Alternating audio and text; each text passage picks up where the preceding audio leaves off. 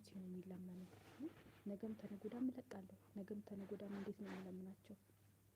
ሰው በራሱ አስቦ ካየ ደስ ይላል። ማለት ሄጄላቸው እኮ ነው 30 ደቂቃ ሳይሞላኝ ከቤታቸው አልወጣም። ግን የ10 ደቂቃ ቪዲዮ ለማጫወት በጣም ብዙዎች ይቸገራሉ። ስለዚህ የምችለውን እሞክራለሁ። እግዚአብሔር እንግዲህ እሱ ያውቃል። ዩቲዩብ ራሱ ከሸረፈልኝ በጣም ደስ ይለኛል።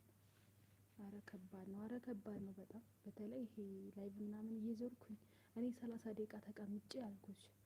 እነሱ ያኔ ቤታቸው ሄጄ ግዴታ ቪዲዮ ለቅቄያለሁ ይሉኝ ማለት አለብኝ። 30 ደቂቃ ከተቀመጥኩ አይበቃም? 10 ደቂቃ ቪዲዮ ለማጫወት ብትችሉ 2 ስልክ ያላችሁ በሁለት ስልካችሁ ብዬ እለምናለሁ እንጂ እኔ ሄዶ ለመቀመጥ አይከብደኝም።